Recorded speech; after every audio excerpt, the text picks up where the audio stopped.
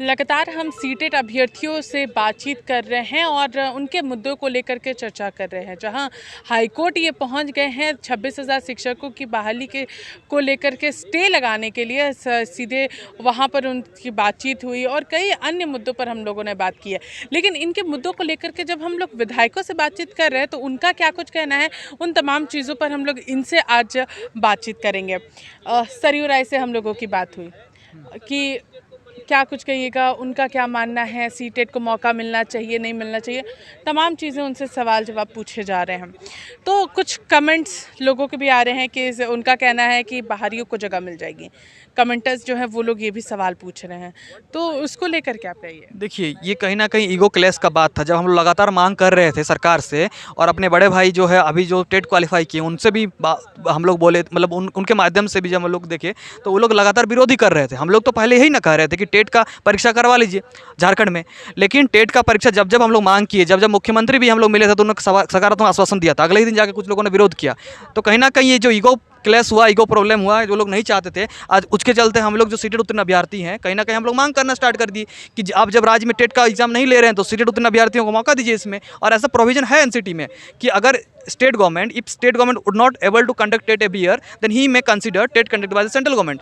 और इस तरह के बहुत सारे तमाम प्रोविजंस है कि अगर सरकार टेट नहीं करा रही है, जहाँ जहाँ टेट का आयोजन नहीं हुआ है हर साल, उन स्टेट में भी सीटेट को मान्यता देकर के परीक्षा को आगे बढ़ाया गया है।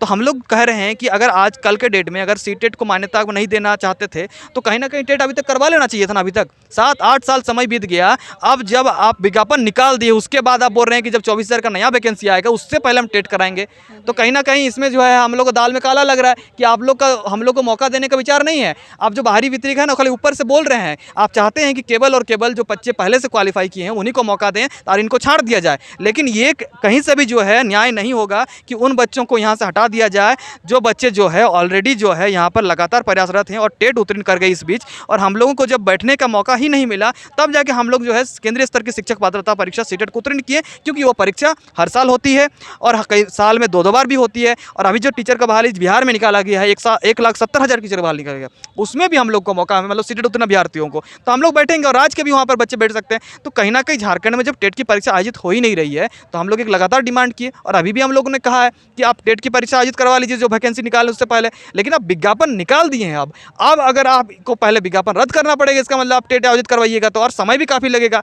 तो कहीं ना कहीं सीटेट उत्तीर्ण अभ्यर्थियों का लगातार ये मांग है ऐसी परिस्थिति में कि आप सीटेट बच्चों को यहाँ पर मौका दीजिए। और जो बच्चा आप लगातार कह रहे हैं कि बाहर आने वाला, वो बिल्कुल गलत है, क्योंकि अगर कल का डेट में जेलेट भी आयोजित होता है उसमें भी जो नियोजन नीति यहाँ का है 60-40 की नीति आज चल रही है झारखंड में, उसमें भी 40% सीट भी कोई भी बैठ सकता है और बाहर के बच्चे उसमें भी एलिजिबल होंगे। तो कहीं ना कहीं जो कहना कि जेटेड हम लोग करवा देंगे तो बाहर के बच्चे आ जाएंगे या सीटेड करा देंगे तो बाहर के बच्चे आ जाएंगे, ये बिल्कुल जो है ना कहीं ना कहीं इसका सॉल्यूशन सिर्फ और सिर्फ नियोजन नीति के माध्यम से ही हो पाएगा। अगर नियोजन नीति सही बनेगा तो यहाँ के बच्चे होंगे, नहीं बनेगा तो जेटेड में भी बाहर के बच्चे आएंगे, सिर्फ सीटेड में थोड़ी बाहर के बच्चे हैं। अगर हम लोग बात करेंगे शिल्पी नेहा तिर्की की, तो उन्होंने कहा है कि आप लोगों के मुद्दों को लेकर के आज वो मुख्यमंत्री हेमंत सोरेन से भी बातचीत करेंगे कि जिस तरीके से पारा शिक्षकों को एक आरक्षण मिला हुआ है, 2016 वाले जो जेटेट हैं उन लोगों को मौका दिया जा रहा है, तो कुछ परसेंटेज जो है वो आप लोगों को भी जगह मिले, इसको लेकर के आज की बैठक में वो चर्चा करने वाली है। देखिए,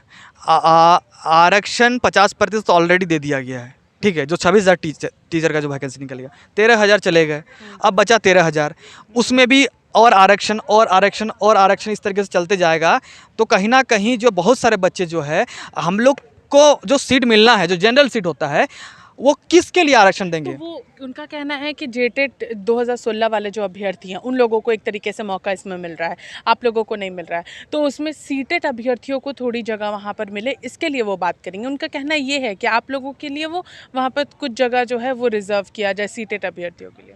देखिए, हम तो यही कहेंगे कि कुछ सीट जो है ना, मेरा मानना ये है कि सारे सीट को जनरल सीट काउंट करके सारा के एक साथ एग्जाम कराना चाहिए। जिसके अंदर गुणवत्ता होगा, जिसके अंदर टैलेंट होगा, जिसके अंदर योग्यता होगा, वो उसमें जाएगा। आप विशेष वर्ग के लिए बार बार आरक्षित कीजिएगा, फिर already ST, SC, OBC, EWS इतना आरक्षण पे आरक्षण है ना। तो लगातार अगर आप आरक्षण पे आरक्षण होगा तो कहीं ना कहीं बहुत सारे बच्चे जो गुणवत्ता युक्त बच्चे होते हैं उनको इसमें दिक्कत होगा। और इसमें मैं बार बार कहना चाहूँगा कि जब 50,000 टीचर सरकार बोल रही है, उनकी अगर मानसिकता अगर सही है तो वो एक साथ निकाल देते। अलग अलग 2 फेज में करने का मतलब वो कभी पूरा नहीं होगा। जो अभी आया हुआ है उसी में ही हम लोग बात कर रहे हैं, और कहीं ना कहीं जो आरक्षण की बात कर रही है सीटेड अभ्यर्थियों का अगर अलग से बोल रहे हैं तो हम लोग इसको देखेंगे, एनालाइज करेंगे क्या है बात क्या नहीं है।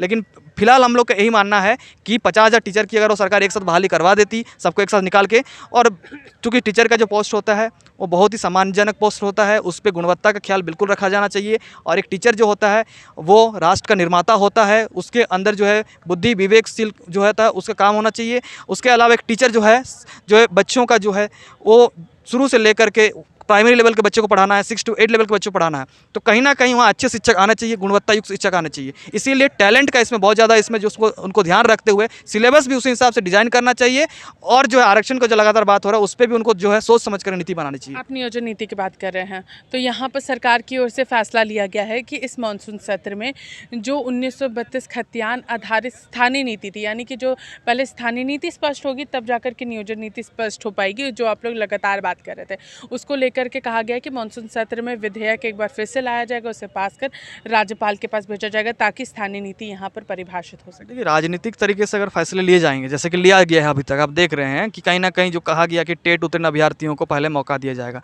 तो राजनीतिक वो वाला जाके फिर कोर्ट में फंसेगा। जिनको दिक्कत होगा वो कोर्ट जाएंगे।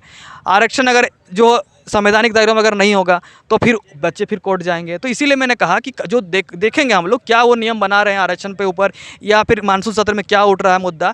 हम बार बार यही कहेंगे जब हम नियम बना रहे हैं तो संवैधानिक दायरों में नियम बनाएं, नहीं तो राज्य का इतिहास है कि जब जब यहाँ नियम बना है और राजनीतिक जो है हित के लिए नियम बनाए गए और वो जाकर कहीं ना कहीं जो है कोर्ट में खारिज हो गए। जो संविधान है उसको फॉलो किया जाए और संवैधानिक दायरों में नियम बनाया जाए, और विधानसभा में जब सत्र चले तो सुचारू रूप से सभी लोग इस पर विचार रखें, विचार विमर्श करें और एक लंबा बहस हो, डिस्कशन हो, और उसके बाद राज्य के बच्चों के हित में जो लगातार बच्चे जो प्रभावित हो रहे हैं 4-5 वर्षों में नियुक्ति पूरी नहीं हो पाती है, उसको ले करके उनको सकारात्मक वहाँ पर जो है वहाँ पर बात करनी चाहिए, और नीति संवैधानिक बना करके ही बच्चों का जो है भविष्य के बारे में सोच करके उनको आगे बढ़ना चाहिए।